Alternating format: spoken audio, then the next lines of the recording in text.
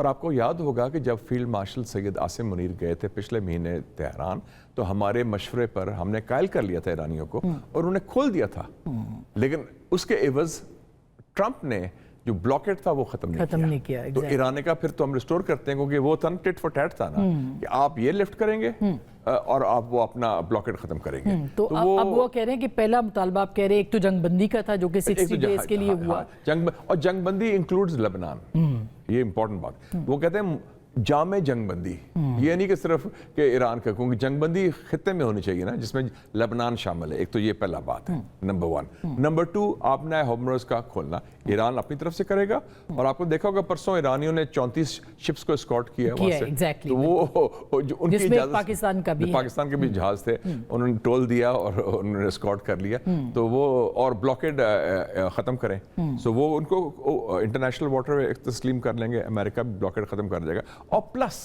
جو بڑا امپورٹنٹ ہے، جو قطر کا وزٹ ہوا ہے، جس میں کالی باغ صاحب اسپیکر صاحب بھی تھے، جس میں عباس رکچی صاحب اور governor central bank of Iran وہ بھی ساتھ تھے۔ تو اس کا مقصد ہے کہ جو ان کا $12 بلین ہے، جو ایران کا پیسہ ہے جو انہوں نے قبضہ کیا ہوا ہے، ڈاکہ ڈالا رادر آئی وڈ سے، تو وہ امریکہ نے ایگری کیا تھا کہ ان پرنسپل ہم ان ٹرانچز میں واپس دے دیں گے، اور وہ قطر کے ذریعے سے واپس کیا جائے گا۔ وہ پیسہ قطر پڑا ہوا ہے، اچھا ٹھیک، قطر کے بینکس میں وہ سیز ہوا ہے، بند ہوا ہے، تو وہ قطر کی رضامندی شامل ہوگی۔ لیکن قطر نے اس کی تردید کیوں کی ہے؟ وہ نہیں تفصیلات نہیں بتانا چاہتے نا کہ کیا ہے اسپیسیفک، وہ تو ایک سیگمنٹ ہے نا پورے پیس معاہدے کا۔ تو آپ کو لگتا ہے کہ وہ $12 بلین ان کو مل جائیں گے؟ کیونکہ سارا کچھ کہا یہی جا رہا ہے کہ اگر یہ مل گئے تو پھر آگے بڑھا جائے گا، ادروائز نہیں بڑھا۔ وہ میرے خیال میں ایک اصولی طور پر پہلی ایک انسٹالمنٹ دے دیں گے، وہ شاید 12 بلین پوری نہ دیں، 4 بلین دے دیں، 6 بلین دے دیں۔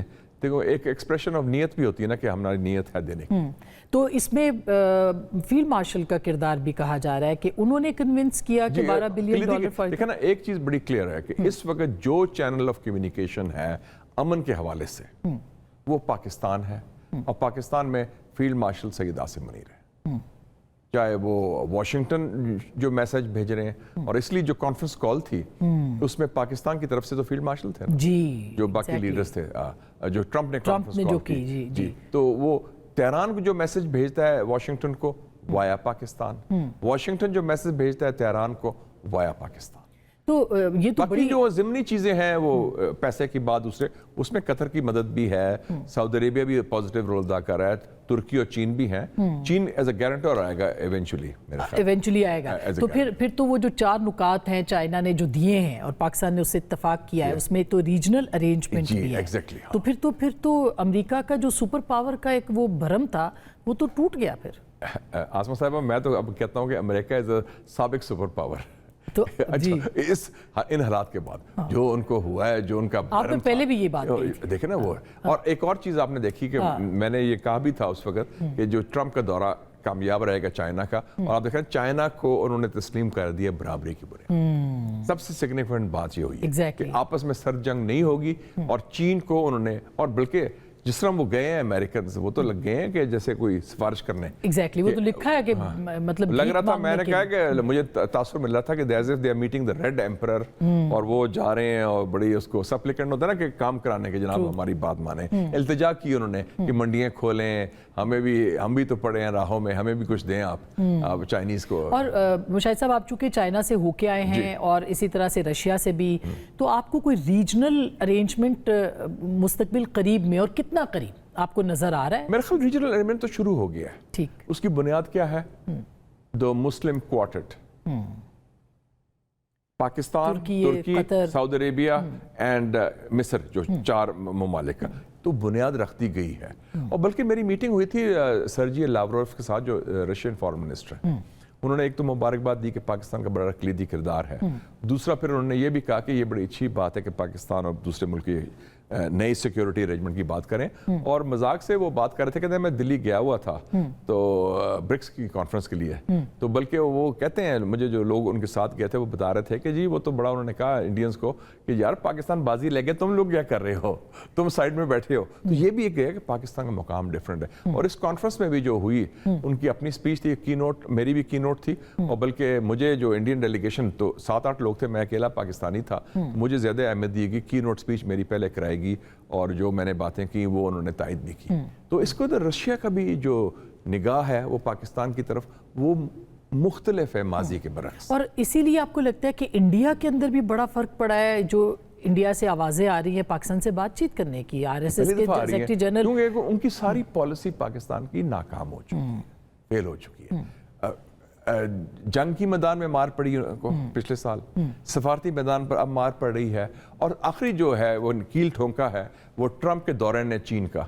جب چین کے ساتھ انہوں نے معاہدہ کر لیا ہے, انڈرسٹینڈنگ ہوگی, تو سر جنگ نہیں ہوگی اگر چین اور امریکہ کی, تو پھر ہندوستان کی کیا ضرورت ہے ان کو کہ ہندوستان کو تیار کرے چین کے خلاف, جو ماضی میں کرتا رہا. تو جو بنیادی عنصر تھا امریکی خارجہ پالیسی کا ہندوستان کے حوالے سے کہ ہندوستان کو ہم تیار کریں چین کے مقابلے مد مقابل, وہ تو ختم ہو گیا ہے. اور اسی لیے وہ کوارڈ کی اور بھی کوشش کر رہے ہیں, جو بھی اب انہوں نے پھر کوشش کی ریوائیو کی, وہ جان نہیں ہے اس میں. اچھا, تو انڈیا کی پالیسی دے پھنسے ہوئے ہیں, دے آر ڈیڈ اینڈ.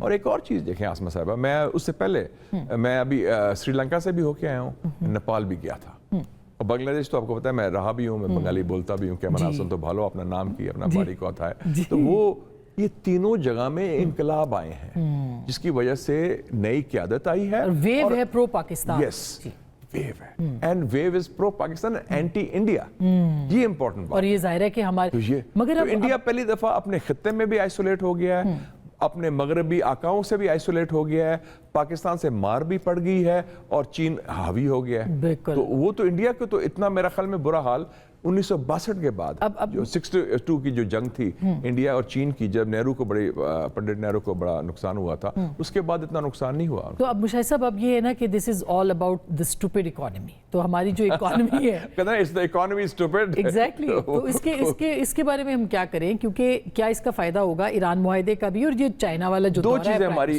جسے کہتے ہیں نا انگریزی میں ایکلیز ہیل ہے, ہماری کمزوری ہے. ایک ہے لا اینڈ آرڈر, سیکیورٹی.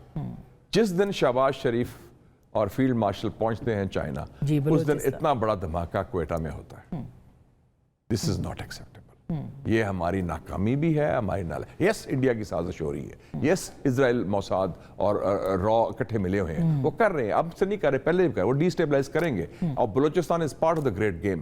لیکن ہم کیا کر رہے ہیں کاؤنٹر کرنے کے لیے؟ Where is a counter terror strategy. ہمارا کیا ہوتا ہے؟ کنڈمنیشن, مذمت کرو, پھر ہم کنڈولنس کرتے ہیں, فاتحہ پڑھتے ہیں, پھر ہم کمپنسیشن دیتے ہیں کہ جی آپ کو کتنے پیسے دیں گے. Condolence, condemnation, compensation. یار وہ جو جنہوں نے قتل کیا ہے, جو گیٹ دا کلرز, ان کو پکڑیں. بالکل کوئی نہیں پکڑا جاتا. چین کو یہی اعتراض ہے ہمارے ساتھ کہ جو ان کے لوگ بھی جو مارے جاتے ہیں دہشت گردی میں, چاہے انڈیا کرا رہا ہے یا اسرائیل کرا رہا ہے, اس کو کیوں نہیں ہم پکڑتے, کیوں نہیں ہم کہتے ہیں کہ ہم کیفر کردار تک پہنچائیں گے. پہنچائیں پھر آپ. Why don't we do that? پورا ریاست ہے, انٹیلیجنس کا نظام ہے, سیکیورٹی کا نظام ہے, اور کوئٹہ میں یہ بات ہونی عید کے شروع میں, we should have anticipated that. یہ فیلئر ہے, breach of security, number one. دوسرا ہے اکانومی. اتنی ہم نے جو باتیں, اگر آپ کا انحصار ہے کہ یو اے کے $2-3 بلین پر یا $1 بلین کے رول اوور پر, تو پھر آپ کی پوزیشن کمزور ہے. تو you are a major Muslim middle power. آپ کی سفارتی کافی اچیومنٹس ہیں, آپ کی ملٹری اچیومنٹس ہیں. یہ دو ایشوز ابھی تک سالو. تو یہ ایران کے ساتھ اگر معاہدہ ہو جاتا ہے تو مشاہد صاحب پھر پاکستان کو کیا؟ پھر تو ہمارے آرے نوارے, پھر تو آپ کی موج ہے. آپ کا جو پائپ لائن بن جائے, 40% کاسٹ لو ہوگی, uninterrupted supply of gas, آپ کی تو you are the biggest beneficiary of peace. اور پورے روٹس کھل جائیں گے آپ کے سینٹرل ایشیا کے ساتھ وایا ایران. آپ کا تو سارا it will be a game changer. اور چائنا کے ساتھ جو ابھی معاہدے ہوئے ہیں, یا جس طرح سے پرائم منسٹر کا دورہ تھا, یہ کتنا امپورٹنٹ ہے؟ لیکن چائنا کے ساتھ اب ہم نے 200 MOU سائن کیے ہیں, $20 بلین کے. لیکن میں ایک پھر بات کہوں گا, MOU سائن کرنا ایک چیز ہے, امپلیمنٹیشن, اور وہ سیکیورٹی کے بغیر ناممکن. اور دوسری بات ہے, ایک آپ نے ادارہ بنایا تھا SIFC, جی, اسٹریٹجک انویسٹمنٹ فیسیلیٹیشن کاؤنسل. بڑا مشکل ہے, ٹنگ ٹوسٹر نام بھی اس کا. تو وہ کیوں ناکام ہوا ہے؟ بیکاز آپ کی ریڈ ٹیپ ہے, بیوروکریٹک ریڈ ٹیپ اسلام آباد میں ہے. ون ونڈو آپریشن آپ اسٹیبلش کریں, اور فول پروف سیکیورٹی. دو چیزیں ہیں جو آپ کے ہاتھ میں ہیں. کیوں نہیں ہم کر سکتے؟ انڈیا کو ہم شکست دے سکتے ہیں, سفارتکاری میں اپنا سکہ جما سکتے ہیں, لیکن یہ نالائکی اسلام آباد میں کیوں ہے؟ Why can't we solve our internal problems? Very true. As they say, it's the economy stupid, Exactly. तो बाकी चीज़ें तो बाद में होगी। जी, तो सर मैं ये पूछना चाहती हूँ लास्ट में, एक तो टाइम बहुत जल्दी गुजर गया आपके साथ, पता ही नहीं चलता बात करते हुए, कि क्या अब आपको वे फॉरवर्ड लग रहा है, कितने इम्कानात हैं कि ये सब हो जाएगा और चीज़ें बेहतरी की तरफ जाएंगी? अब बात करें ईरान डील की। जी, ईरान डील की। और मेरा ख्याल है कि आई वुड से कि 80% इट्स क्लिंच्ड। वो लगता है फुटबॉल में होता है कि वो आप पहले मैदान में खेलते हैं, now you are in the goal post, वो डी में आ गए हैं, सिर्फ एक ठुड्डा मारना है गोल करने के लिए। सिर्फ उसमें कुछ लोग स्पॉयलर्स हैं, नेतन्याहू, इजरायली लॉबी, अड़ंगियां डाल रहे हैं, भी मारते हैं एकदम लास्ट मिनट। लेकिन Trump is very clear in my view, वो he has no apatite for war, deal करेंगे हर सूरत। उसको पता है कि वरना वो सियासी तौर पर फारग है, and he no this is अनविनेबल war. Iran ने ये बता दिया है, जैसे हमने बता दिया हिंदुस्तान को, और इन्होंने ईरान ने बता दिया इजराइल और अमेरिका को कि size does not equal strength. और ईरान में वो हिम्मत है, वो सलाहियत है, वो कुव्वत है, और वो कुव्वत ईमानी है कि जनाब उन्होंने 2 न्यूक्लियर पावर के जारियत को पसपा किया और उनको अच्छी फैंडी लगाई। और ये बेसिस वाला, इस पे भी चलते चलते मैं बेसिस का ये हो गया जी, अब देयर इज नो गुंजाइश, there will be a new security order in the middle east, जिसमें पाकिस्तान और तुर्की का कलीदी किरदार होगा। Be very clear. So we are the key player, backed by China. इसी का निशानदेही जो है मुश्तबा खामनेई साहब इसी ने की है।